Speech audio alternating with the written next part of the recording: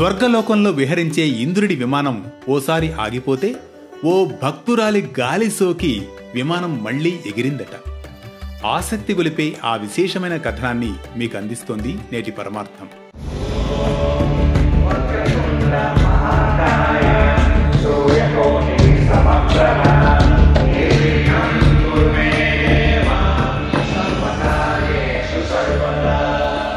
ఒకనాడు ఇంద్రుడు వినాయకుని భక్తుడైన భృగండి అనే ఋషిని దర్శించి తిరిగి స్వర్గానికి వెళుతూ ఉండగా ఓ చోట విమానం అకస్మాత్తుగా ఆగిపోతుందట.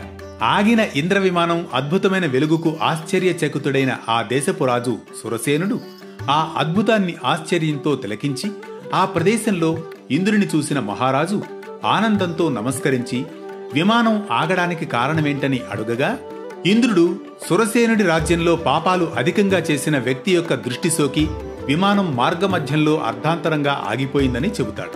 అప్పుడు ఆ రాజు మరి ఆగిపోయిన విమానం ఎలా బయలుదేరుతుందని అడగడంతో ఇంద్రుడు ఈ విధంగా చెబుతాడు. ఇవాళ పంచమి, నిన్న చతుర్థి. నిన్నటి రోజున ఎవరైతే ఉపవాసం చేశారో వారి పుణ్యఫలాన్ని తనకిస్తే విమానం తిరిగి ఎగరగలుగుతుందని చెప్పాడట. అప్పుడు సైనికులంతా చతుర్థి ఉపవాసం చేసిన వారి కోసం రాజ్యమంతా తిరిగినా దురదృష్టవశాత్తు ఎవ్వరూ దొరకరు.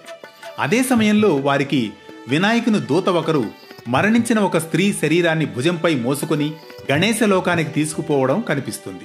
ఆ స్త్రీ తన జీవితకాలంలో ఎన్నో పాపాలు చేసి ఉంటుంది. సైనికులు వెంటనే ఎంతో పాపాత్మురాలైన ఆ స్త్రీని ఎందుకు విఘ్నేశ్వర లోకానికి తీసుకెళ్తున్నారని ప్రశ్నించగా దానికి గణేశ దూత నిన్నంతా ఈ స్త్రీ తెలుసో తెలియకో రోజంతా ఉపవాసం ఉందని, సంకష్టహర చతుర్థి తెలియకుండానే ఆమె నిన్న పూర్తిగా అభోజనంగా ఉండి చంద్రోదయం అయిన తర్వాత భోజనం చేసిందని, ఇందువల్ల ఆమెకు తెలియకుండానే సంకష్టహర చతుర్థి వ్రతం చేసిన ఫలం దక్కుతుందని వివరిస్తారు.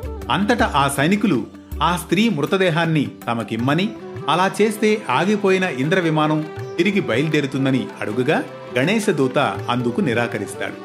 ఆ సమయంలో ఆ స్త్రీ శరీరం నుంచి వచ్చిన గాలి కారణంగా అక్కడ ఒక ప్రచండమైన గాలి వీచి వెంటనే ఇంద్ర విమానం బయలుదేరిందట. అంతటి పరమార్థముంది సంకష్టహర చతుర్థి వ్రతానికి. మరో ఆసక్తి గొలిపే కథనంతో మళ్లీ కలుసుకుందాం వేటు న్యూస్ పరమార్థంలో.